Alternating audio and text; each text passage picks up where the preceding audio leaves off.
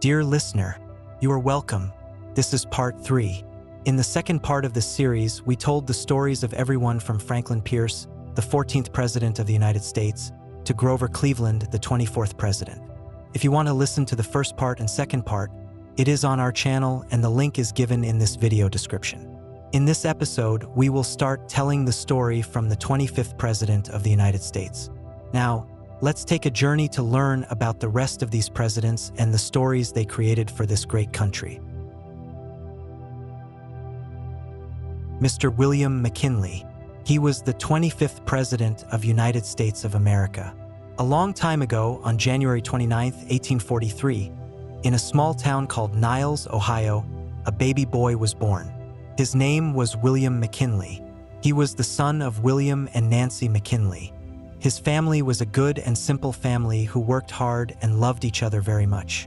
William was a little boy who loved learning. He went to school just like you do. He was a good student and worked hard to read and write. When he grew a bit older, he went to a college called Allegheny College in Pennsylvania. But soon, because of money problems, he had to leave college and come back home.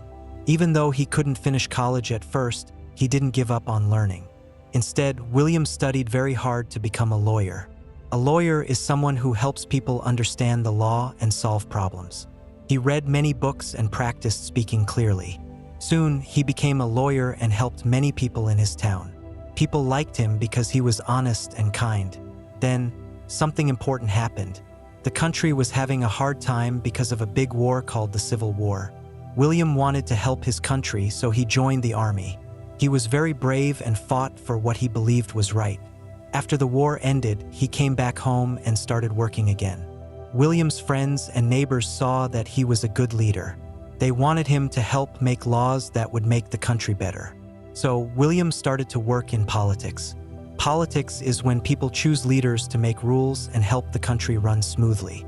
William first became a member of the Ohio House of Representatives, which is like a group of people who make laws for the state of Ohio. William worked hard and helped many people. After that, he became a U.S. congressman, which means he helped make laws for the whole country. He was very smart and careful. People trusted him because he always tried to do what was best for everyone. Later, William became the governor of Ohio, which means he was the leader of the whole state. People liked how he helped the state grow and how he made sure things were fair. Because he did such a good job, in 1896, William McKinley was chosen to be the President of the United States. The president is like the captain of the whole country. Being president was a very big job, and William worked very hard every day. As president, William McKinley did many good things. He helped the country grow stronger and richer. One of the best things he did was help the country win a war called the Spanish-American War. This war was important because it helped the United States become a stronger country in the world. William also helped the country's economy, which is how people make and use money. He supported tariffs, which are taxes on goods from other countries, to help American businesses grow and protect American workers. This helped many people get jobs and live better lives. William McKinley was also very kind and cared a lot about his family and his country. People thought he was a good president because he was honest and worked hard to make the country better. Even though he was very busy, William loved his family very much. He married a lovely woman named Ida Saxton. They were very happy together and had a special love. Ida was William's biggest supporter, and they shared many good times. William enjoyed spending time with his wife and was a very caring husband. William had some hobbies too. He liked reading books and walking in nature. He also enjoyed simple things like playing games and spending quiet time with friends and family. When it came to food, William liked simple, homemade meals, things like stew and fresh bread. He enjoyed the comfort of a warm meal after a long day. However, life was not always easy for William. The worst time in his life came when he was hurt very badly. On September 6, 1901, while he was shaking hands with people at a fair, someone hurt him with a gun. William was very brave, but sadly, he got very sick and died a few days later, on September 14, 1901. Many people were very sad because he was a good leader and a kind man. Even though his life ended suddenly, William McKinley is remembered for many great things. He is known for leading the country through important times, helping America grow stronger, and caring about the people. William McKinley received many honors and thanks from people all over the country because of his hard work and honesty. People liked him so much because he was humble and always put his country first. His biggest projects, like winning the Spanish-American War and helping the economy, made a big difference. His life teaches us many important lessons. To be brave like him, to work hard, to care for family and friends, and to always try to help others. So, even though William McKinley's story had its ups and downs, he showed the world what it means to be a true leader and a kind person. His story is one of courage, love, and hope. Mr. Theodore Roosevelt. He was the 26th President of United States of America. Once upon a time, in a big house in New York City, a baby boy was born on October 27, 1858. His name was Theodore Roosevelt. His family was very rich and kind. His father, Theodore Roosevelt Sr., was a strong and caring man who loved to help others. His mother, Martha Bullock Roosevelt, was gentle and sweet. Little Theodore was very small and weak when he was young. He often got sick, and because of that, he had to work very hard to become strong. Even though Theodore was not very strong at first, he was very curious and loved to read books about animals, history, and faraway places. He loved nature and dreamed of big adventures. His parents made sure he went to good schools, but Theodore found it hard sometimes because of his asthma. Still, he kept trying and reading every day. When Theodore grew a little older, he went to college at Harvard University. There, he studied hard, especially history and science. He was full of energy and loved learning about the world. After college, he worked many different jobs. He was a writer and also worked in the government. Theodore wanted to help his country and the people in it. One day, Theodore decided to enter politics, which means working to make laws and rules for the country. He first became a member of the New York State Assembly, where he worked to help farmers and workers. He was honest and worked hard to make things better for everyone, especially for poor people and children. Later, he became the Assistant Secretary of the Navy. He was very excited about this job because he loved the idea of a strong and brave Navy to protect the country. When the Spanish-American War started, Theodore wanted to help fight. He left his government job and went to the battlefield in Cuba, leading a group of soldiers called the Rough Riders. They were brave and tough, and they helped win an important battle. Because of his bravery and hard work, Theodore became very famous. People liked him a lot because he was honest, strong, and always helped others. In 1901, when President William McKinley died, Theodore became the youngest president of the United States. He was only 42 years old. As president, Theodore Roosevelt did many good things. He wanted to protect nature, so he helped save millions of acres of forests, parks, and wildlife. He created many national parks that people can still enjoy today. He also worked to make sure big companies didn't become too powerful and hurt small businesses or regular people. He wanted to be fair to everyone. One of his biggest projects was building the Panama Canal, a giant waterway that helps ships travel quickly between the Atlantic and Pacific Oceans. This was very important for trade and travel. Roosevelt was proud of this work because it made the world smaller and helped people connect. But Theodore's life wasn't always easy. He lost his beloved wife, Alice, very suddenly. This was a very sad time for him. He also faced many challenges in politics and health, but he never gave up. His love for nature, adventure, and helping others kept him going. In his personal life, Theodore loved his family very much. He married twice, first to Alice, and after her death, to Edith. He had 6 children altogether. He was a very busy man, but always made time for his family and his many hobbies. He loved to hunt, explore the wilderness, ride horses, and write books. He enjoyed simple food like eggs and oatmeal, but he especially liked a good steak now and then. Roosevelt was awarded the Nobel Peace Prize in 1906 for helping to end a war between Russia and Japan. People around the world admired him for being brave and trying to keep peace. Americans loved Theodore Roosevelt because he was a true leader who cared about the environment, fairness, and courage. He wasn't afraid to speak up or take action. He believed in the power of hard work and kindness.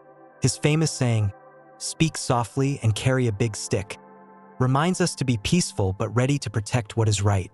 The best times in Theodore's life were when he was helping his country, exploring nature, and spending time with his family. The hardest times were when he lost people he loved and faced serious illnesses. But he always looked ahead with hope and courage.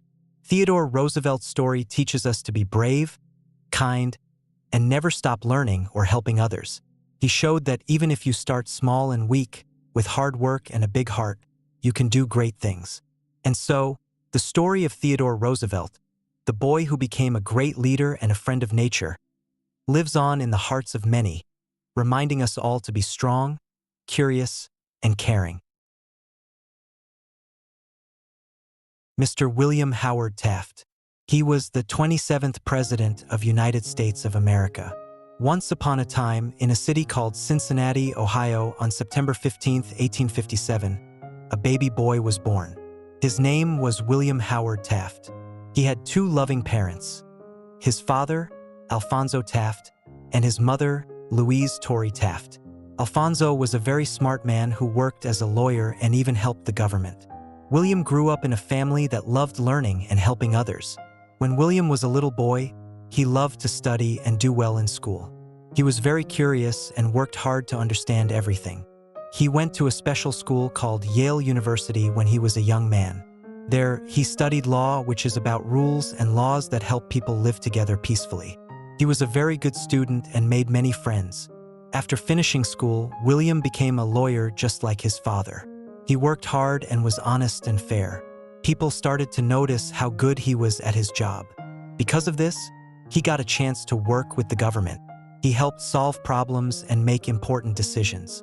Slowly, William began to enter politics, which means he wanted to help run the country and make it a better place for everyone. William worked in many important jobs. He was a judge, which means he helped decide what was right and wrong when people disagreed. He also worked as a government official in the Philippines, a place far away, where he helped bring order and make life better for the people there. Because he did such a good job, more and more people trusted him. One day, William's friends and other leaders said, "You should become the President of the United States. The president is like the leader of the whole country, someone who helps guide the nation and take care of its people." So, in 1909, William Howard Taft became the 27th President of the United States. As president, William wanted to make sure the country was fair and that the laws were followed. He worked on important projects like improving the way the government worked and making sure big companies didn't become too powerful and take advantage of people. He cared a lot about fairness and making sure everyone had a chance to succeed. People liked many things about William. They thought he was honest and serious about his work. He was the kind of leader who believed in doing what was right, even if it was hard. One of his biggest projects was helping to improve the country's laws about business and making the government more honest and careful. But William's life was not always easy. Some people did not agree with the things he did. Some were upset because they wanted different kinds of changes. Also, he sometimes had trouble with people who worked with him. These were difficult times for William, but he never gave up. The best times of William's life were when he helped make the country stronger and fairer.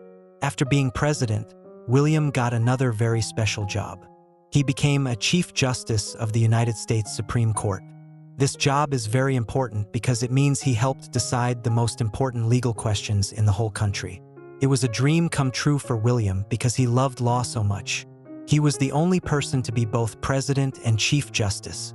William's marriage was also a happy part of his life. He married a kind woman named Helen Herron. Together, they had 3 children.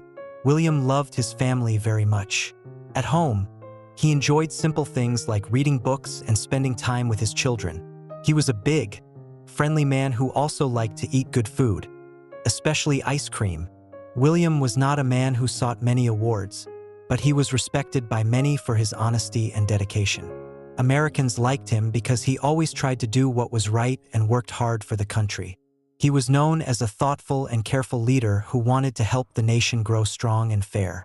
In the end, William Howard Taft was remembered as a man who served his country in many ways, with kindness, fairness, and great wisdom. He showed that it is important to work hard, be honest, and care for others. So, as we think about William's story, remember this. No matter how big or small you are, you can make a difference by being fair, working hard, and always trying to do what is right. That is the true story of a great leader named William Howard Taft. And with that, the story of his life is a gentle reminder that kindness and courage can guide us through even the toughest times. Mr. Woodrow Wilson. He was the 28th President of United States of America. Once upon a time, on a chilly winter day, December 28, 1856, a baby boy was born in a small town called Staunton, Virginia. His name was Thomas Woodrow Wilson, but most people would come to know him simply as Woodrow Wilson. His parents were Joseph Ruggles Wilson and Janet Woodrow. Woodrow's father was a preacher, someone who talked to people about being kind and good, and his mother was a smart and loving woman who cared deeply for their family. From the very beginning, Woodrow was a quiet and thoughtful boy. He loved to read books and learn new things. When he was young, he went to school with other children, but he especially enjoyed studying history and government. Woodrow was very curious about how the world worked and how people made decisions to live together peacefully. After finishing his early school years, Woodrow went to a famous school called Princeton University. He worked very hard and was one of the smartest students there. But he didn't stop learning. He went on to study even more at schools like Johns Hopkins University and later in Europe, where he learned about politics and history. He wanted to understand how countries should be run so they could be fair and just for all the people living in them. Woodrow became a teacher and then a professor at Princeton. He loved teaching students about history and government, but he also wanted to help make real changes in the world. Because of this, he started to get involved in politics. People noticed how smart and honest he was, and they wanted him to help lead. Eventually, he became the president of Princeton University, which was a very important job. Woodrow's big chance to help his country came when he was elected governor of New Jersey. As governor, he worked hard to fix problems and make the state better for everyone. People liked how he cared about fairness and wanted to help the common person. Then, in 1913, Woodrow Wilson was chosen to be the 28th President of the United States. This was a huge responsibility, but Woodrow was ready to work hard for his country. As president, he wanted to make the country fairer and safer. He helped create new laws to protect workers and control big businesses so they wouldn't be too powerful. One of his biggest projects was called the Federal Reserve System, which helped the country's money and banks work better. He also helped pass laws to make sure food and medicine were safe to use. During his time as president, something very big and serious happened: World War I. It was a terrible war with many countries fighting. At first, Woodrow tried to keep the United States out of the war, hoping to keep peace. But when things got worse, he asked the country to join and help make the world safe again. After the war, Woodrow worked very hard to create a plan for peace called the League of Nations, a group of countries working together to stop future wars. People thought Woodrow was a smart and determined leader. Many admired how he cared about peace and fairness. But not everyone agreed with him, and sometimes were very hard. He had serious health problems, including a stroke, which made it difficult for him to do everything he wanted. These were some of the worst times in his life, but even then, he tried to keep working for what he believed was right. The best times of Woodrow's life were when he could see people coming together to work for peace and fairness. He was proud of the laws he helped create and the hope he gave to the world for a better future. Woodrow married a kind woman named Ellen Axon in 1885. They had 3 children together and shared many happy moments. Sadly, Ellen passed away in 1914. Later, Woodrow married Edith Bolingault, who helped him through his hard times and supported him as he worked for peace. Woodrow loved reading, playing golf, and spending time with his family. He enjoyed simple meals, especially Southern dishes that reminded him of his childhood. Though Woodrow Wilson didn't win many awards like medals or prizes, his work earned him great respect all over the world. Many Americans like him because he cared deeply about fairness, peace, and helping the country become stronger. He was a leader who believed that countries could work together to solve big problems instead of fighting. Woodrow Wilson's life story teaches us that even when things are very hard, if you keep trying to do what is right and believe in peace, you can make a difference. He showed the world the importance of learning, kindness, and courage. Mr. Warren G. Harding. He was the 29th President of United States of America. Once upon a time, in a small town called Blooming Grove, Ohio, a baby boy was born on November 2, 1865. His name was Warren Gamaliel Harding. Warren was born to his parents George Tryon Harding and Phoebe Elizabeth Dickerson Harding. George was a doctor who helped many people in their town, and Phoebe was a caring mother who made sure Warren and his siblings grew up with love and good values. When Warren was a young boy, he was quiet and friendly. He loved to learn about the world around him and enjoyed listening to stories from his family and neighbors. Warren went to local schools in Ohio and then attended a college called Ohio Central College. He liked school, but he was also very interested in sports and meeting people.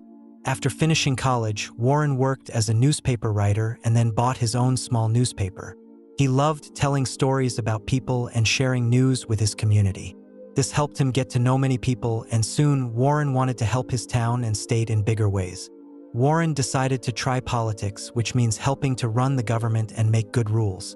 He started by getting elected to smaller government jobs in Ohio, like being a member of the state legislature and then the state senate. People liked how he was friendly and easy to talk to, so he became more and more popular. Because of his work and the support he got from many people, Warren Harding was chosen to be a United States Senator. In this job, he helped make laws and worked to improve the lives of people in his state and across the country. Then, in 1920, something very big happened. Warren Harding was elected the 29th President of the United States. This meant he was going to lead the whole country. As president, Warren wanted to bring peace and happiness back to America after the hard times of World War I. He promised a return to normalcy, which meant he wanted life to be calm and peaceful again. As president, Warren worked on many important things. He helped reduce taxes so people could keep more of their money. He also supported businesses to help them grow and create jobs. Warren believed that if businesses did well, everyone would have a better life. He also worked to improve the Navy and helped make sure the country was strong and safe. People had many thoughts about Warren Harding. Many liked his warm smile and friendly ways. They thought he was a kind man who wanted to help America be happy again. But some people later found out that some people around him made mistakes and caused problems during his time as president. These were hard and sad times that made things difficult for Warren and the country. The worst times for Warren were when he faced illness and stress. He became very sick while still president and sadly passed away in 1923, just a few years after becoming leader of the country. The best times of his life were when he could connect with people and help them feel hopeful and happy. Warren married a wonderful woman named Florence Kling DeWolf in 1891. Florence was very smart and helped Warren a lot, especially when he was president. They didn't have children, but they shared a loving life together. Warren liked to spend time outdoors, enjoyed playing cards, and was fond of simple foods like hearty soups and fresh bread. Although Warren Harding did not receive many special awards during his life, many Americans remember him for his kindness and hope during a time when the country needed it most. People like him because he wanted to bring peace, joy, and calm after difficult years. He believed in the simple things that make life good: family, friends, and a hopeful future. Mr. Calvin Coolidge. He was the 30th President of United States of America. A long time ago, in a small town called Plymouth Notch in the state of Vermont, a baby boy was born on July 4, 1872. His name was John Calvin Coolidge Jr., but people usually called him Calvin. His parents were John Calvin Coolidge Sr. and Victoria Josephine Moore. Calvin's family was a hardworking, kind family who lived on a farm. They grew food, took care of animals, and taught Calvin good values like honesty and working hard. When Calvin was little, he went to a one-room schoolhouse near his home. Imagine a small wooden house with a big chalkboard and lots of kids of all ages learning together. Calvin was quiet and thoughtful. He loved to read books and learn new things, especially about history and government. He was very good at paying attention to details. After finishing school, Calvin wanted to go to college. He studied very hard and got into Amherst College in Massachusetts. Amherst was a big school with many students, and Calvin worked quietly and seriously there. He liked reading about law and government, dreaming about someday helping his town and country. He graduated in 1895, ready to start his work in the world. Calvin became a lawyer. He worked in a small office, helping people with their problems and learning about the laws of the land. But Calvin wanted to do more than just practice law. He wanted to help his community and his country. So, Calvin decided to enter politics. He ran for local government jobs like the city council and the state legislature. People liked him because he was honest, calm, and fair. He was not loud or flashy, but he always did what he promised. Slowly, he climbed higher in politics. He became the mayor of a small town called Northampton in Massachusetts. Then, he was elected as a state senator and later became the governor of Massachusetts. Calvin was very good at being governor. He kept the state's money safe, helped improve schools, and worked hard to keep the government honest. People trusted him because he didn't waste money and always thought carefully before making decisions. Then, in 1920, something very important happened. Calvin Coolidge became the Vice President of the United States. He worked with President Warren G. Harding. But soon, something sad happened. President Harding died suddenly, and Calvin Coolidge became the President of the United States on August 3, 1923. Calvin Coolidge was now the leader of a big, busy country. People called him Silent Cal because he was very quiet and didn't say many words. But when he spoke, he made good points. He believed in helping businesses grow and keeping the government small so that people could work hard and succeed on their own. During his time as president, Coolidge helped the country have a time of peace and growth. He wanted everyone to have a chance to be happy and successful. He lowered taxes so people could keep more of their money, and he made sure the government didn't spend too much. He believed in fairness and honesty. People liked that he was serious and did not waste money. One of his biggest projects was helping the country recover after World War I. The war had made things hard for many people, but Coolidge worked hard to bring back jobs and make the economy strong again. He also supported new ideas in farming and business that helped many families. But Calvin Coolidge's life was not always easy. One of the worst times was when his young son, Calvin Jr., got very sick and sadly passed away in 1924. This made Calvin and his wife very sad. It was a quiet, hard time for their family, but they stayed close and supported each other. On the other hand, the best times for Calvin were when he was helping the country and spending time with his family. He loved being a father and husband. He was married to Grace Goodhue Coolidge, who was very kind and helped him a lot. They enjoyed quiet moments together, like listening to music or walking outside. Calvin liked simple hobbies. He enjoyed riding horses and going for walks. He was a big fan of baseball and often watched games. For food, he liked plain, home-cooked meals, things like corn, potatoes, and fresh vegetables from the garden. He wasn't a fan of fancy or complicated foods. Calvin Coolidge didn't win many awards like some presidents, but people respected him a lot. He was known for his honesty, calmness, and strong work ethic. Many Americans liked him because he made them feel safe and hopeful during times of change. People remember him as a president who didn't need to talk loudly or make big promises. Instead, he worked quietly and carefully, always thinking about what was best for the country. Americans liked that he believed in fairness, hard work, and being true to yourself. After his presidency, Calvin lived quietly in Massachusetts. He enjoyed writing and spending time with friends and family. He never wanted to be famous for himself but hoped that his work would help make America a better place. Now, when we look back at Calvin Coolidge's life, we see a man who showed us that sometimes being quiet is powerful. That working hard, being honest, and caring for others can make a big difference. Even though he faced hard times, he never gave up. Mr. Herbert Hoover. He was the 31st President of United States of America. Once upon a time, long ago, in the year 1874, a little boy named Herbert Hoover was born. He was born on August 10th in a small town called West Branch in the state of Iowa in America. Herbert's parents were named Jesse and Huldah Hoover. His father was a blacksmith, which means he made things from metal like horseshoes and tools. Herbert's mother was a very kind and strong woman who loved her family very much. Herbert was a quiet and clever boy. Sadly, when he was very young, both of his parents passed away. This was a very sad time for Herbert, but he was brave and kept going. He went to school and worked very hard to learn everything he could. He loved to read books and was very curious about the world. After finishing school, Herbert wanted to go to college. He was very bright, so he got a chance to study at a special school called Stanford University. There, he learned about mining and engineering. That means he learned how to find and dig out valuable things like gold and coal from the earth. Herbert was very good at this and worked hard every day. Once Herbert finished college, he got a job working in mining.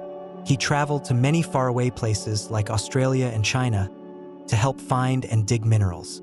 He became very good at solving problems and helping people work together. People trusted him because he was honest and smart. One day, a big disaster happened. A war called World War I started. Herbert wanted to help. He worked with a group that helped feed and care for people who were hurt or hungry because of the war. He became very well known for his kindness and his ability to organize big projects that helped many people. Because he was so good at helping others, Herbert got invited to work for the government. He became a leader who helped America in many ways. Later, in 1929, he was chosen to be the President of the United States. That means he was the leader of the whole country. People believed he could help make the country a better place. As president, Herbert Hoover worked hard to make sure people had jobs and food. He believed in helping others and building big projects like dams and roads. One of the biggest things he worked on was the Hoover Dam, a huge wall built across a river to make electricity and water for people living nearby. It was a great project that still helps people today. But life is not always easy, and Herbert's time as president was very hard. Soon after he became president, a terrible thing called the Great Depression happened. It was a time when many people lost their jobs and homes. It was a very sad and difficult time for everyone. Even though Herbert tried to help, many people felt the country was not getting better fast enough. Some people got upset with him. Still, Herbert never stopped working and helping. After he was president, he continued to help people all around the world. He worked with organizations to feed hungry people after World War II and helped many countries rebuild. People admired him for his kindness and dedication. Herbert Hoover married a lovely woman named Lou Henry. They were very close and supported each other through all the hard times and happy moments. Lou was smart too and loved to travel and learn new things with Herbert.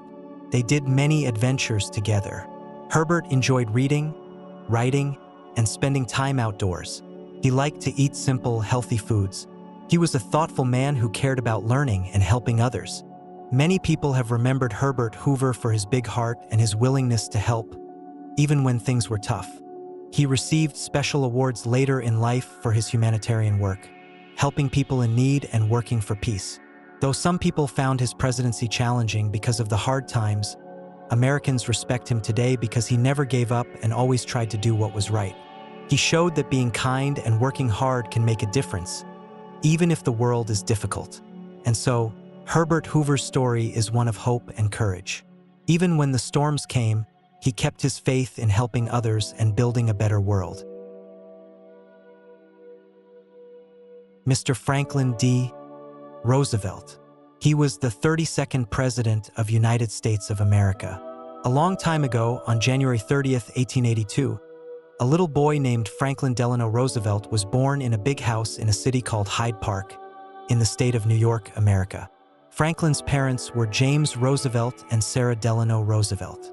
They were a rich and kind family who cared about learning and helping others. Franklin grew up in a beautiful place with big trees, flowers, and lots of animals. He was a happy and curious boy. He loved to play outside and learn about the world. Even though he had many toys and things, Franklin knew the most important things were kindness and courage. When Franklin went to school, he was very smart. He learned many things like reading, writing, and math. He was also very polite and liked to help his friends.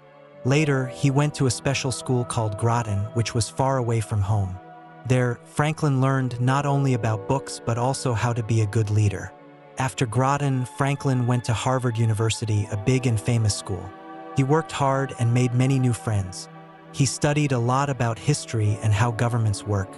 After finishing Harvard, Franklin went to law school at Columbia University, where he learned about the law and how to help people through rules and fairness. After school, Franklin started working as a lawyer. But he wanted to do even more to help people. He decided to enter politics, which means working to help make the country a better place by making laws and leading people. He was elected to the New York State Senate, where he worked on laws to help workers and families. Then Franklin's life changed in a big way. When he was 39 years old, he got very sick with a disease called polio. Polio made it hard for him to walk, but Franklin did not give up. He worked very hard to get stronger and kept going, even when it was tough. After this, Franklin's courage and kindness inspired many people. He became the governor of New York, where he helped people during hard times, like when many workers lost their jobs. People saw how much he cared and how hard he worked. In 1932, Franklin was chosen to be the President of the United States. This was a very important job. When he became president, the country was going through a very difficult time called the Great Depression. Many people were poor and didn't have jobs or enough food. Franklin wanted to help them. As president, Franklin made many new plans to help the country. He started programs that gave people jobs building roads, schools, and parks. He helped farmers grow more food and made sure old people got some money to live on.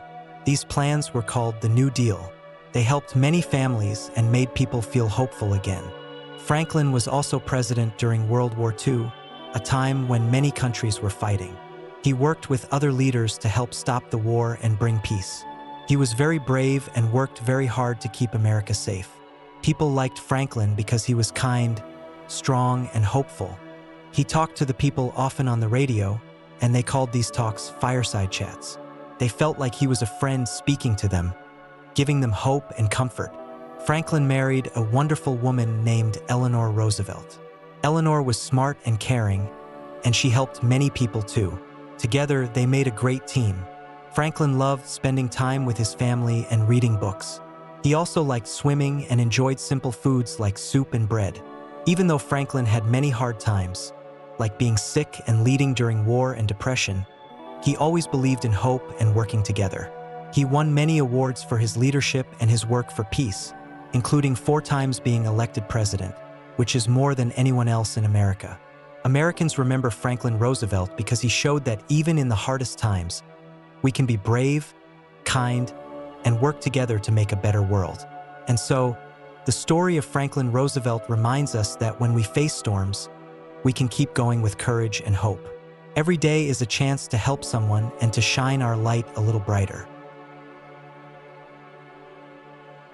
Mr. Harry S. Truman. He was the 33rd President of United States of America. Once upon a time, in a small farm town called Lamar, in the state of Missouri, a little baby boy was born. His name was Harry S. Truman. The day he came into the world was May 8, 1884. His parents were John Anderson Truman and Martha Ellen Young Truman. John was a hard-working farmer and mule trader, and Martha was a kind and gentle woman who loved to read. They were both very proud when little Harry arrived. Harry grew up in a quiet and simple way. His family didn't have a lot of money, but they had love, books, and strong values. When Harry was just a baby, his family moved to a small town called Independence, Missouri. That's where he would grow up, make friends, and begin to dream about what he wanted to do in life. Harry was a small boy with big glasses. His eyesight was so bad that he couldn't play rough games like baseball, but that didn't bother him. He loved to read. In fact, Harry read every single book in the library in Independence. That's how curious he was. He especially loved reading about history, wars, and famous leaders. He also played the piano and practiced every day. He was shy but very polite and respectful. Harry went to school just like all the other kids, and he was a very good student. He liked spelling, history, and music the best. After finishing high school, he wanted to go to college, but his family couldn't afford it. So he went to work instead. He did many different jobs. He was a timekeeper on the railroad, a clerk at a bank, and even helped his father on the family farm. Life on the farm was hard, and Harry worked very long hours, plowing fields and taking care of animals. But he never complained. When World War I came, Harry wanted to serve his country. Even though his eyesight was very poor, he memorized the eye chart to pass the test. He joined the army and became a captain. He led a group of soldiers in France, and they liked him a lot. He was brave, fair, and always made sure his men were taken care of. This was one of the proudest times in Harry's life. He learned how to be a good leader.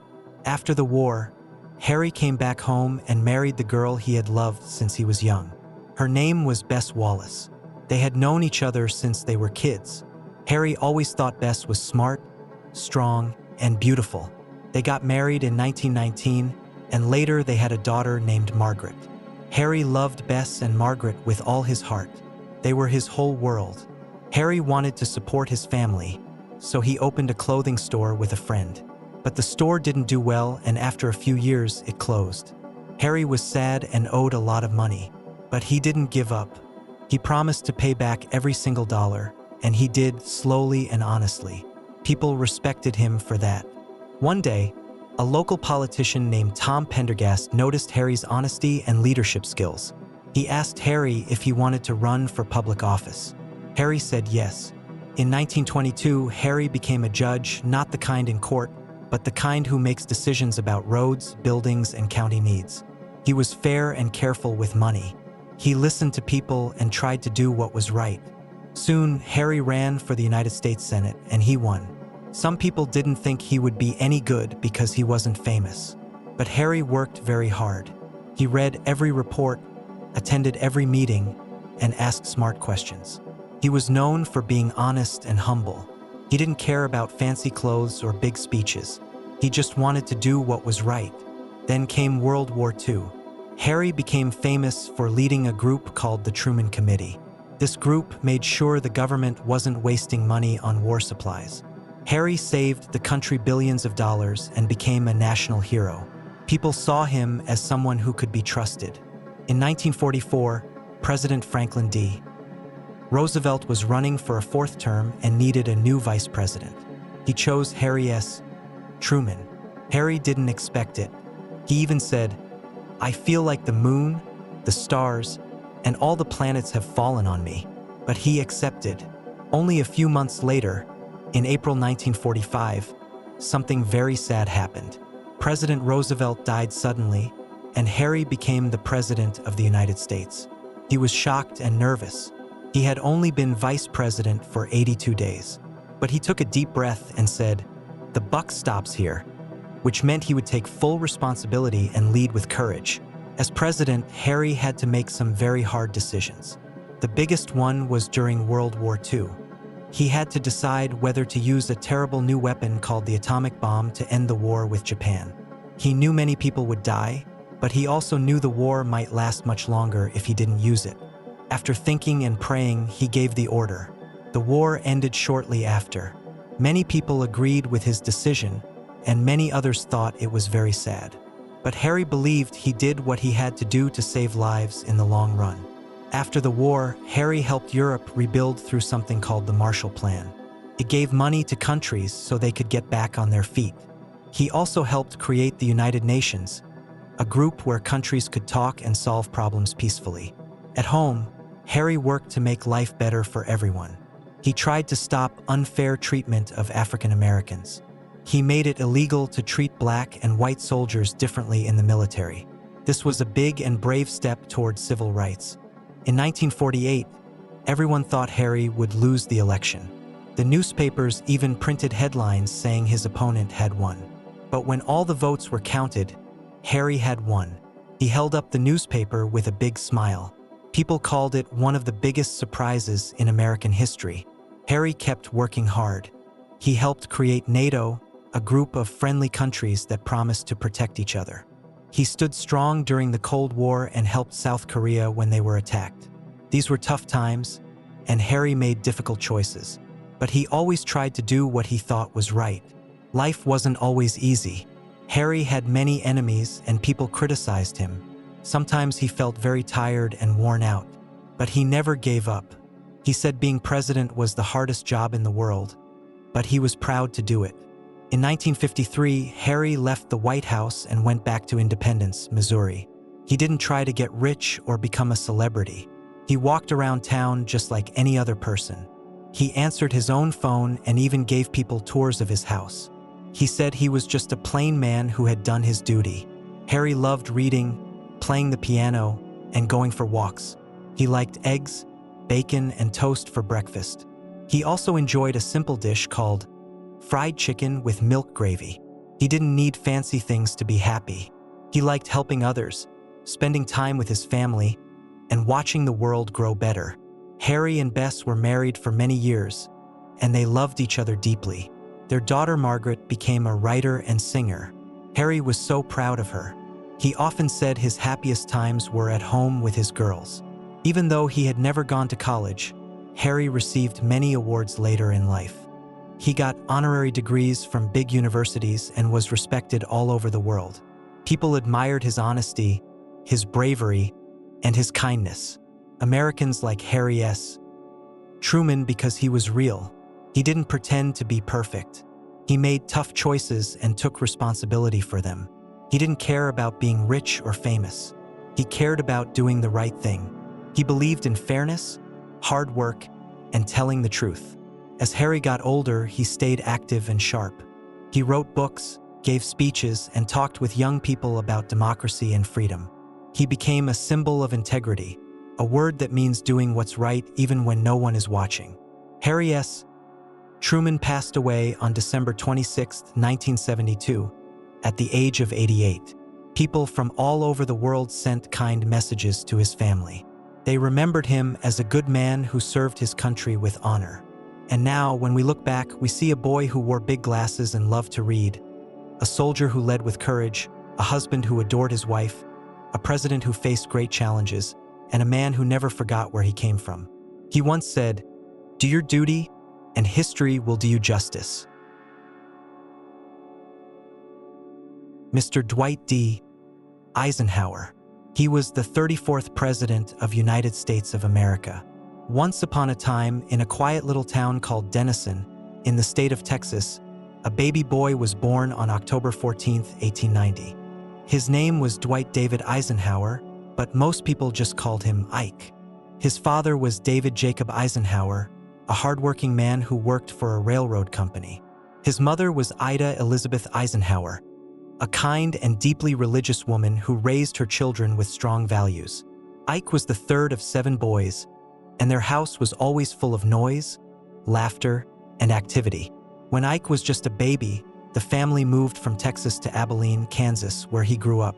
They didn't have much money, but they had something even better: love, respect, and strong family ties. His parents taught all the boys to be honest, work hard, and help others. Little Ike liked to fish, read adventure stories, and play sports with his brothers, especially baseball and football. As Ike grew older, he became very curious about the world. He loved history and learning about great military leaders. But he was also a bit of a rascal. One time, he and his brother tried smoking cigars behind the barn and got terribly sick. Another time, he injured his knee so badly playing football that it almost kept him from joining the army later on. Ike went to high school in Abilene and was a good student, though not the very best. He worked hard, especially in math and history, and loved books about war and soldiers. After high school, he wanted to go to college, but money was tight. Luckily, he got a spot at the United States Military Academy at West Point. It was a special school where young men trained to become Army officers. That's where his life really changed. At West Point, Ike worked hard, made many friends, and learned to become a leader. He wasn't the top of his class, but he showed strong character, good humor, and a calm way of solving problems. He graduated in 1915, ready to serve his country as a young Army officer. He married a lovely and smart woman named Mamie Geneva Dowd on July 1, 1916. She was from a wealthy family, but she never acted fancy. Mamie was warm, loyal, and funny, and Ike loved her very much. They had 2 sons, but one of them, little Dowd Dwight, died of scarlet fever when he was just 3 years old. That broke Ike and Mamie's hearts, and they never forgot their sweet little boy. Ike served in the Army during World War I, but he never went overseas.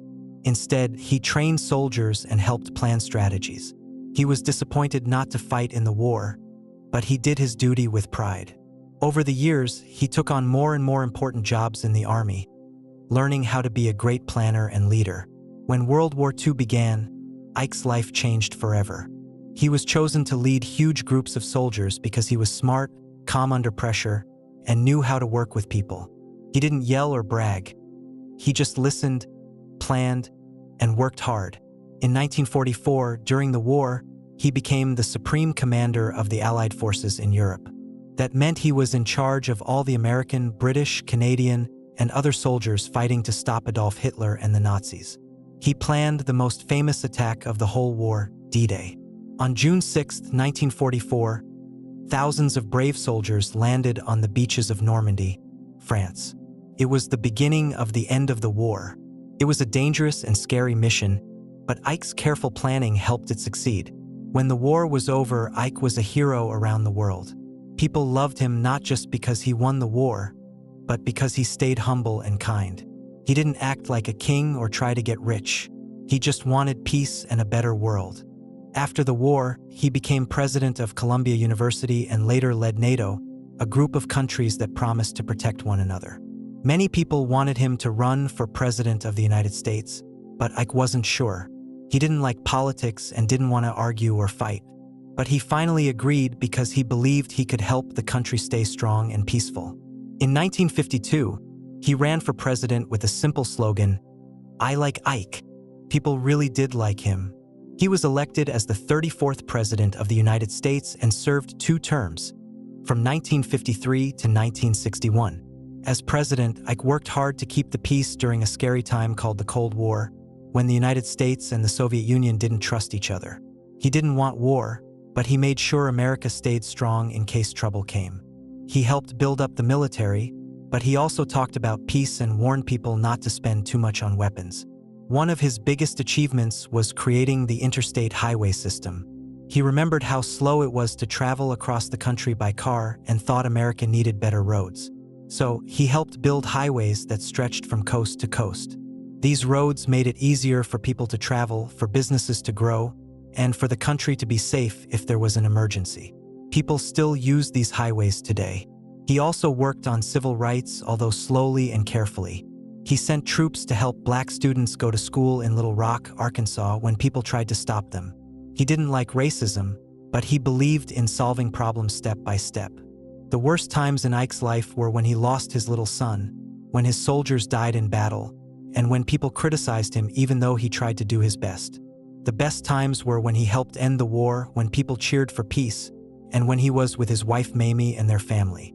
Ike loved to paint in his free time. He started painting later in life, and it helped him relax. He also enjoyed fishing, playing golf, and reading Western novels. His favorite foods were simple things like steak, mashed potatoes, and Mamie's sugar cookies. He had a big sweet tooth and especially loved ice cream. After being president, Ike and Mamie retired to a farm in Gettysburg, Pennsylvania. It was peaceful there, and he loved watching the cows and walking in the fields. He also wrote books about his life and gave advice to younger leaders. Ike received many awards in his lifetime, including military medals, honorary college degrees, and the respect of people from all over the world. He was one of the most admired people in the 20th century. Americans liked him so much because he was calm, strong, and fair. He didn't shout or boast. He listened, thought carefully, and always tried to do what was right. He kept the country safe during scary times, helped build the future, and led with kindness. Dwight D. Eisenhower passed away on March 28, 1969. People all over the world remembered him as a soldier, a peacemaker, a builder, and a good man. They said goodbye with love and honor. And now, when we look back at his life, we see a boy from a small town who became a general, a president, and a leader loved by millions. He once said, "A people that values its privileges above its principles soon loses both." He believed in working hard, staying honest, and always doing your duty. So, if you ever wonder what it means to be strong and gentle at the same time, to lead with courage and a kind heart, just remember the story of Dwight D. Eisenhower. Mr. John F. Kennedy. He was the 35th President of United States of America. Once upon a time, in a big house in Brookline, Massachusetts, a baby boy was born on May 29, 1917. His name was John Fitzgerald Kennedy. Most people called him Jack. Jack was born into a very big, important, and loving family. His father was Joseph P. Kennedy Sr., a smart and very rich man who worked in business and politics. His mother was Rose Fitzgerald Kennedy, a kind woman who loved music and books and was always taking care of the many children in their home. Jack was the second of 9 children. That's a lot of brothers and sisters. As a child, Jack had bright eyes, a cheeky smile, and soft brown hair. He was full of energy, curious about the world, and always asking questions. But he was also very sick a lot of the time. He had many health problems, and sometimes he had to stay in bed for weeks. Even though his body was weak, his mind was strong. He read many books and loved to learn new things. Jack went to school just like other kids. He liked history and English the most, and he worked hard.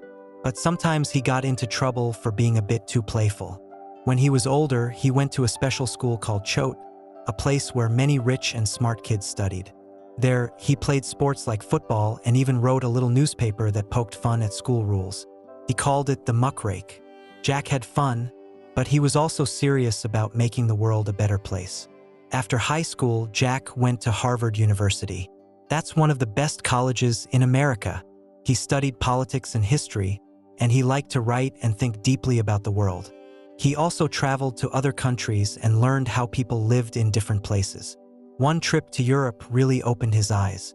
He wrote a big school paper about it, and it was so good that it became a book called Why England Slept.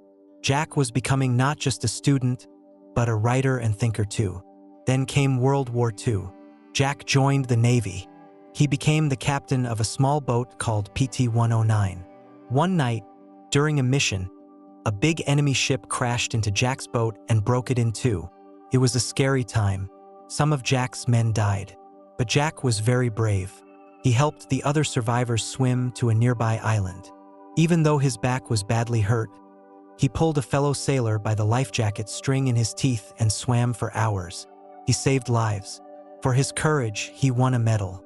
Jack became a war hero. After the war, Jack thought about what he wanted to do next. He remembered what his father had always said, "We need Kennedys in politics." So Jack ran for Congress. That means he wanted to help make laws for the country. And guess what? He won. He became a congressman in 1947. He was young, handsome, and full of big dreams. Later, Jack decided to run for the Senate, which is an even bigger job in Washington, D.C. He won again. People liked Jack. He was charming, kind, and had a soft voice that made people want to listen. Even when he was in pain from his back problems, he smiled and worked hard. In 1953, Jack did something very special. He got married. His bride was a beautiful, smart young woman named Jacqueline Bouvier, or Jackie for short. Jackie loved art, history, and fashion. Together, Jack and Jackie became one of the most loved couples in America. They had a daughter named Caroline and a son named John Jr. They also had another baby named Patrick, but sadly, he died when he was very young. This made Jack and Jackie very sad. Jack kept working in the Senate, and in 1956, he almost became the vice president. But he didn't give up. In 1960, Jack decided to run for the biggest job of all, President of the United States. Some people thought he was too young. Others didn't like that he was Catholic. But many more people were excited about him. He had big ideas, a hopeful heart, and a special way of speaking that made people believe anything was possible. Jack ran against a man named Richard Nixon. They had the first ever TV debates. Jack looked calm, friendly, and confident. Nixon looked tired and pale. Millions of people watched. Jack won the election and became the 35th President of the United States on January 20th, 1961. He was the youngest elected president ever. As president, Jack had many dreams for the country. He said, "Ask not what your country can do for you. Ask what you can do for your country." These words became famous. Jack wanted America to be strong and fair. He wanted to help poor people, protect the environment, and give everyone a chance to succeed. He started a group called the Peace Corps, where young Americans could go to other countries to help build schools and teach children. He also believed in going to the moon. He told America, "We choose to go to the moon." and that started the space race. Years later, thanks to Jack's dream, American astronauts walked on the moon. But not everything was easy. One of the hardest times during Jack's presidency was the Cuban Missile Crisis. In 1962, American spies found out that the Soviet Union was putting nuclear missiles in Cuba, which is very close to America. Everyone was scared that a big war might start, but Jack stayed calm. He talked with the other country's leader and found a peaceful way to stop the danger. People all around the world breathed a sigh of relief. Jack also wanted to make America more fair. At that time, African American people were not treated equally. Jack started working on civil rights, trying to make laws that would give everyone the same rights no matter the color of their skin. It wasn't easy. Some people didn't agree, but Jack believed it was the right thing to do. At home, Jack liked to swim, sail boats, and play with his children. He loved reading, especially books about history. He liked eating clam chowder, ice cream, and scrambled eggs. He also enjoyed telling jokes and had a big, friendly laugh. Even when his back hurt, he tried not to show it. People in America and around the world loved Jack. They saw him as a bright light, full of energy and hope. He got many awards and honors. He won a Pulitzer Prize for his book Profiles in Courage, which was about brave people in history who did the right thing, even when it was hard. But the happiest times don't last forever. On November 22, 1963, something very sad happened. Jack went to Dallas, Texas to talk to the people there. As he rode through the city in a car with Jackie beside him, something terrible happened. A man with a gun shot him. Jack was killed that day. The whole country cried. Even the world cried. People couldn't believe that someone so full of life could be gone so suddenly. After he died, people remembered all the good things Jack did. They named schools, streets, and airports after him. They built a special place called the John F. Kennedy Library to hold all his stories and speeches. His face was even put on coins. Americans loved Jack Kennedy because he made them feel hopeful. He showed that being young isn't a weakness, it can be a strength. He stood for peace, fairness, and dreaming big. Even though his time was short, his light still shines. And so, the story of John F. Kennedy is one of courage, kindness, and hope. He was a boy who grew up reading books in bed, became a hero in war, and then a leader for the whole nation. He believed that everyone could help make the world better. And that's what made him so special. Mr. Lyndon B. Johnson. He was the 36th President of United States of America. Once upon a time, on a warm summer day, a baby boy was born in a small farmhouse in Stonewall, Texas. The date was August 27, 1908. His name was Lyndon Baines Johnson, but everyone would soon call him LBJ. His family didn't have much money, but they had love, stories, and a strong belief in helping others. Lyndon's father was Samuel Ely Johnson Jr., who had once worked in the Texas legislature, which means he helped make rules and laws in the state. Sam was a dreamer and a talker. He liked politics and loved teaching his children about big ideas. Lyndon's mother was Rebecca Baines Johnson. She was very smart and had gone to college, which was rare for women at the time. She read books to her children, played the piano, and taught them to love learning. Little Lyndon was full of energy. He was always running around, asking questions and helping out on the farm. Sometimes he got into trouble, like when he played pranks or talked too much in school. But he also had a soft heart. He cared deeply about poor people and families who struggled, just like his did. Lyndon went to a small school in a little town called Johnson City, which was named after his family. He wasn't always the best student, but he was clever and full of ideas. He liked talking and leading, and his teachers noticed he had a way of getting others to follow him. When he finished high school, he didn't go straight to college. He worked hard at different jobs. He even shined shoes and swept floors to earn money. Eventually, Lyndon went to a teacher's college in San Marcos, Texas. He studied hard and became a teacher. He worked in a school where most of the children were Mexican American, and many of them were very poor. He saw how hard their lives were. They didn't always have food or clean clothes. Lyndon tried to help them feel proud and smart. He taught them more than reading and math. He taught them to believe in themselves. But Lyndon had bigger dreams. He wanted to help even more people. So he went to Washington, D.C. and got a job as a helper to a congressman. That was the start of his political life. Lyndon worked hard, ran errands, learned how laws were made, and talked to important people. Everyone noticed how fast he worked and how much he cared. They called him LBJ, the man who never stops moving. In 1937, Lyndon decided to run for Congress himself. He won. Now he was one of the lawmakers in Washington. He kept working and climbing higher. He ran for the Senate and won again. As a senator, he helped build roads, schools, and hospitals. He wanted people in small towns like the one he came from to have the same chances as people in big cities. Lyndon was a very powerful senator. He was tall, with a big booming voice, and he used it to get things done. He would lean in close to people when he talked, using what people called the Johnson treatment. He could charm or scare people into agreeing with him.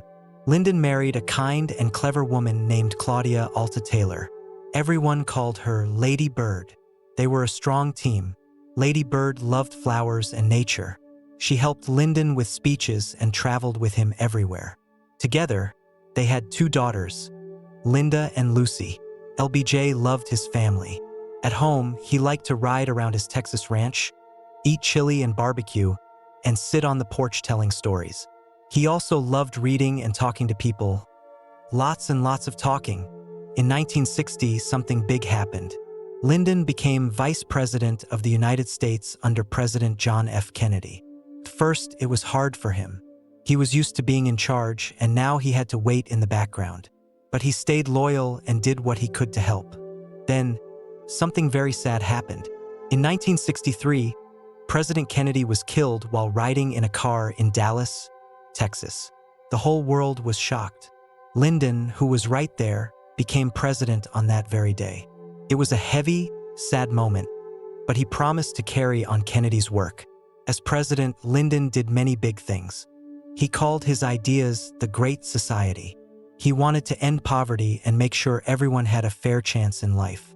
He signed laws that gave money to schools, helped old people with health care, called Medicare, and gave poor families food and housing. He passed the Civil Rights Act of 1964, which made it illegal to treat people unfairly because of the color of their skin. It was one of the most important laws in American history. He also passed the Voting Rights Act of 1965, which helped African Americans vote in places where people tried to stop them. These laws changed lives. Many people cheered and said, "LBJ is making America better," but not all was peaceful. During Lyndon's time as president, there was a war far away in Vietnam. It started small, but it grew and grew. Lyndon sent more and more soldiers to fight. He thought it was the right thing to stop the spread of communism, but many Americans didn't agree. They marched in the streets and held up signs asking for peace. Lyndon watched as the country split in two. Some people loved him, some were very angry. This was one of the hardest times of his life. He was trying to build schools and help poor people at home while fighting a war far away. The war made him very sad and tired. In 1968, he made a big decision. He would not run for president again. He said, "I shall not seek, and I will not accept the nomination of my party." He wanted to rest and he hoped for peace. After leaving the White House, Lyndon went back to his ranch in Texas. He wore cowboy boots and big hats. He read books, visited with friends, and talked with students. But his health wasn't very good. He had heart problems, and on January 22, 1973, he died at the age of 64. Many people cried. They remembered a man who grew up poor, became a teacher, helped kids, and then became president. He had a big heart, a big voice, and big dreams. Lyndon B. Johnson won many awards during his life. He got medals and honors for his service to the country. But his greatest reward was seeing people lifted out of poverty, children going to better schools, and the laws he helped pass changing lives for the better. People liked Lyndon because he cared. He didn't come from a fancy family. He came from the dusty roads of Texas, from a place where people worked hard and helped their neighbors. He never forgot those roots. He believed that government should be a helping hand, not a closed door. Some people remember him for the war.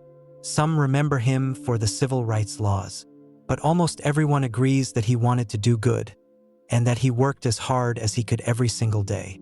And now, as we remember the boy from the Texas Hill Country, we can close our eyes and imagine him standing tall, looking out over his ranch, dreaming of a world where every child has a chance, every voice is heard, and every heart is full of hope.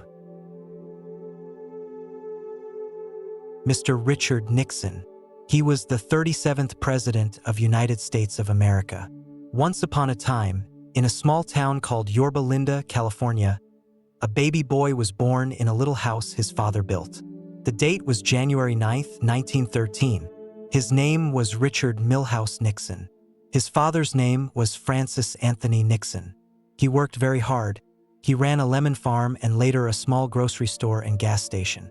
He was strict and serious, but he wanted the best for his children. His mother, Hannah Milhouse Nixon, was gentle, kind, and very religious. She always told her children to be honest, to pray, and to help others. Richard loved his mother very much and would talk about her goodness all his life. Richard wasn't born into a rich family. Times were tough. He had 4 brothers, and their little family had to work very hard just to get by. Sometimes they didn't have enough to eat, and 2 of Richard's brothers died when they were young, which made him very sad. But Richard learned how to be strong. He was quiet, serious, and very smart. He liked to read books, especially history and law. He didn't have many toys, but he made his own fun by imagining great adventures. In school, Richard was a top student. He got excellent grades and joined debate teams, where he learned how to speak clearly and argue ideas. People noticed he was calm, clever, and always prepared. When he finished high school, he got a scholarship to go to college. Richard first went to Whittier College, a small school near his hometown. He played football even though he wasn't very big, and he acted in plays. He also worked washing dishes to pay for school. Then he went to Duke University Law School on another scholarship. He studied hard, became a lawyer, and started working in California. One day, while acting in a community play, Richard met a smart and pretty schoolteacher named Pat Ryan. He fell in love with her and said, "You'll never get rid of me." He meant it. They got married in 1940 and were together for the rest of their lives. They had 2 daughters, Tricia and Julie, and Richard loved being a father. When World War II began, Richard joined the Navy. He served in the Pacific and worked hard to help his fellow sailors. He didn't fight in battles, but he kept everything organized and made sure supplies got where they needed to go. After the war, he felt ready to do something even bigger. In 1946, Richard Nixon ran for Congress. He worked very hard, traveling all over his district and giving speech after speech. He told people he would fight against communism and help regular families. He won. Soon after, he became a U.S. Senator, and not long after that, in 1952, he was chosen to be Vice President under President Dwight D. Eisenhower. As Vice President, Nixon traveled all around the world. He met kings, queens, and presidents, and he learned a lot about other countries. He even had a famous visit to Moscow where he debated with the Soviet leader Nikita Khrushchev in a kitchen. People called it the kitchen debate. In 1960, Nixon ran for president against a young man named John F. Kennedy. The race was very close, and for the first time ever, people watched the debates on television. Nixon was smart, but Kennedy looked calm and confident. Nixon lost the election and was very disappointed. 2 years later, he ran for governor of California. He lost again. People thought his political career was over. He told reporters, "You won't have Nixon to kick around anymore." But deep inside, Richard wasn't ready to quit. He spent time writing books, giving speeches, and thinking about how to help the country. Then, in 1968, he ran for president again. This time, he won. Richard Nixon became the 37th President of the United States. As president, Nixon did some very big things. One of the most amazing things he did was go to China. At the time, the United States and China didn't talk to each other at all. But Nixon made a bold decision to visit China in 1972. He met with Chairman Mao and opened the door to friendship. It was like breaking a wall between 2 huge countries, and it changed the world. He also worked to improve relationships with the Soviet Union. He signed agreements to limit nuclear weapons. People called it détente, which means easing tension. At home, Nixon created the Environmental Protection Agency, which helped protect nature, water, and air. He passed laws to help people breathe clean air and drink clean water. He also helped bring back soldiers from Vietnam and tried to end the war. He did many good things. But then, something terrible happened. A group of men who supported Nixon broke into the Democratic Party's office at a place called the Watergate Building. They were trying to find secret information. At first, it didn't seem like a big story. But soon, reporters began asking questions. They discovered that people close to Nixon had helped cover up the break-in. More and more secrets came out. There were tape recordings from the White House. And on those tapes, Nixon's own voice showed he had tried to hide the truth. People felt shocked and sad. They thought the president should always tell the truth.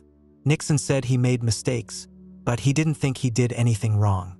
Still, the evidence kept growing. In 1974, facing the possibility of being removed from office, Nixon made a very hard choice. He resigned. He became the first president in U.S. history to step down. He said, "I am not a crook," but he also said he wanted to do what was best for the country. His vice president, Gerald Ford, became the new president and later forgave Nixon, saying, "Our long national nightmare is over." After leaving office, Nixon stayed quiet for a while. But slowly, he began writing books and speaking about world affairs again. He became known as an expert on foreign policy. He traveled, gave advice, and helped future leaders understand other countries. Even people who once disliked him began to respect how much he knew. Nixon's best moments were probably opening the doors to China and helping stop the spread of nuclear weapons. His worst moment was the Watergate scandal, which hurt his reputation deeply. But in both good times and bad, he kept working and never gave up. At home, Richard loved his wife Pat dearly.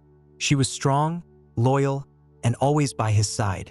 He liked to read, walk on the beach, and listen to classical music. He enjoyed simple foods like meatloaf and cottage cheese with ketchup, which many people found unusual. Nixon received many honors later in life. He was invited to speak at important events and received awards for his writings and his service to the country. People began to see him not just as the man who resigned, but as someone who worked hard for peace and diplomacy. Why do some Americans still like Nixon? Because they remember a man who rose from poverty, never gave up, and tried to bring peace to the world. They saw his mistakes, but they also saw his courage, intelligence, and deep knowledge. Richard Nixon died on April 22, 1994. He was 81 years old. He was buried next to his beloved wife Pat, near the little house where he was born. And now, when people think about Richard Nixon, they remember a man of great complexity, a man who achieved great things and made serious mistakes. But through it all, he kept moving forward, trying to understand the world and his place in it. He once said, "Only if you have been in the deepest valley can you ever know how magnificent it is to be on the highest mountain." Those words tell us something very important, that no matter how far you fall, you can always rise again, learn, and grow. Mr. Gerald Ford. He was the 38th President of United States of America. Once upon a time, on July 14, 1913, a baby boy was born in a hospital in Omaha, Nebraska. His name at birth was Leslie Lynch King Jr., his mother's name was Dorothy, and his father's name was Leslie King. But things were not peaceful at home. When the baby was just a few days old, Dorothy decided to leave Leslie King because he wasn't kind or safe to be around. She took her little baby and moved away to Grand Rapids, Michigan. Later on, Dorothy married a kind man named Gerald Rudolph Ford. He loved the baby boy very much and raised him as if he were his own son. Everyone started calling the boy Gerald R. Ford, and he eventually took that name officially. Even though he wasn't born with it, Gerald Ford became the name people all over the world would one day know. Gerald grew up in Michigan, in a small but happy house with 3 younger brothers. He liked playing outside, riding bikes, and playing football with his friends. He was a very kind, honest, and hard-working boy. His mother taught him to always tell the truth, even if it was hard. In school, Gerald did well. He wasn't the smartest in the class, but he worked hard. He loved sports, especially football. He played center on the football team and was very strong and fast. In high school, everyone could see that Gerald was a great leader. People liked him because he didn't show off and always helped others. After high school, Gerald went to the University of Michigan. That was a big deal because it was a very good school. There, he played football again, and he was one of the best players on the team. He helped his team win many games and was even named the team's most valuable player. Some big football teams wanted him to play for them as a professional, but Gerald said no. He had another dream. He wanted to become a lawyer. So Gerald went to Yale Law School. It was hard to get in, but he made it. To help pay for school, he coached football and boxing at Yale. He wasn't from a rich family, so he worked hard to earn his way. He studied, and after a few years, he became a lawyer. Then something big happened in the world, World War II. Gerald wanted to help his country, so he joined the Navy. He became a lieutenant and served bravely on a ship called the USS Monterey. He helped protect America and worked hard even when things got scary. He loved his shipmates and always put their safety first. After the war, he came back home, ready to start a new life. Gerald returned to Grand Rapids and started working as a lawyer. But something was calling him: politics. He wanted to help people, make good laws, and serve his country in a different way. So in 1948, he ran for Congress. He went door to door, shaking hands, talking to people, and telling them how he wanted to help. People liked him because he was honest, humble, and fair. That same year, he married a beautiful woman named Elizabeth Betty Bloomer. She was kind, funny, and graceful. Betty had been a dancer and loved the arts. Gerald and Betty were very happy together. They had 4 children, 3 boys and 1 girl. Gerald loved being a dad. He read bedtime stories, helped with homework, and made pancakes on the weekends. Gerald Ford served in Congress for 25 years. That's a very long time. He worked hard to make good laws and always tried to do what was right. His friends in Congress trusted him so much that they made him the House Minority Leader. That meant he was the leader of his political party in the House of Representatives. Even though Gerald was very important in Congress, he stayed the same friendly, down-to-earth man. He rode his bike, went to church, and liked to barbecue with his neighbors. He didn't like to argue or fight. He liked to listen and work together. Then something very surprising happened in 1973. The Vice President of the United States, Spiro Agnew, had to quit because he got in trouble. President Richard Nixon needed a new vice president, and he chose Gerald Ford. People all over the country smiled when they heard the news because they trusted Gerald. He had never lied or cheated. He always tried to do what was right. But the surprises didn't stop. Just 1 year later, in 1974, something very serious happened. President Nixon also got in trouble because of a scandal called Watergate. People had found out that some bad things were done during his time as president, and he decided to resign. That meant he stepped down and left the job. So, on August 9, 1974, Gerald Ford became the President of the United States. He didn't win an election to get the job. He was chosen because people trusted him to help fix the country during a hard time. When he became president, he said something very famous: "Our long national nightmare is over." As president, Gerald Ford tried to bring peace and honesty back to the government. One of the first things he did was forgive Richard Nixon for his mistakes. That made some people very upset, but Gerald believed that forgiving Nixon would help the country heal and move on. He said, "I am not doing this for Nixon. I am doing this for America." Ford worked hard to help the economy because prices were going up and people were struggling. He told people to save money and work together. He even made buttons that said "WIN," which stood for Whip Inflation Now. He also helped keep peace with other countries. He signed agreements with countries in Europe to promise peace and cooperation. He worked to keep America strong, safe, and fair. But being president wasn't easy. The country was still hurting from the war in Vietnam, and people were unsure about the future. Gerald Ford did his best every day, even when it was hard. He smiled, he listened, and he kept trying. In 1976, Gerald Ford ran for president in the election. He tried very hard, but he didn't win. A man named Jimmy Carter became president instead. Ford was sad, but he also felt proud. He had done his best and had helped the country when it needed him most. After being president, Gerald went back to a quieter life. He gave speeches, wrote books, and traveled with Betty. People remembered how kind and honest he was. He never tried to get rich from being president. He just wanted to serve and be helpful. Ford's personal life was full of love and joy. He loved football, swimming, and golfing. He liked to eat pot roast, meatloaf, and chocolate cake. He loved his wife Betty very much. She became famous too because she spoke out about important things like health and addiction. She even started the Betty Ford Center to help people get better.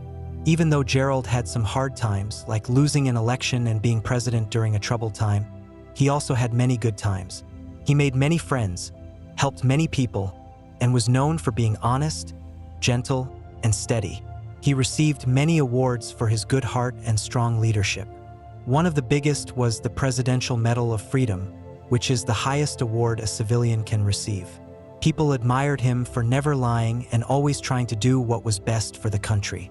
Gerald Ford passed away on December 26, 2006. He was 93 years old. People from all over the country came to say thank you and goodbye. They remembered him as a kind man who loved his family and his country. Americans liked Gerald Ford because he was calm in a storm. He didn't seek power. Power found him, and he used it wisely. He reminded everyone that being honest and kind is more important than being famous or rich. He wasn't a superhero, but he was a steady hand, a good heart, and a true friend to the people. And so, the story of Gerald Ford is the story of a regular boy who grew up to do something extraordinary. Not because he wanted power, but because he wanted to help. May we always remember Gerald Ford, not just as a president, but as a person who showed that honesty, kindness, and courage are what truly make a hero. Thank you for listening to all these people's stories. In this video, I will only tell stories from the 25th President William McKinley to the 38th President Gerald Ford. There are still all the remaining presidential stories left, which will come in another next part. Those who have done a lot for the country. That video will also be very beautiful and relaxing, and you will learn a lot. If you like hearing stories, please like this video. It really helps me understand that you want more stories like that. And don't forget to subscribe so you don't miss any other thrilling adventure. Thanks so much for watching, and remember, every little step you take to learn something new makes the world a brighter place. See you next time.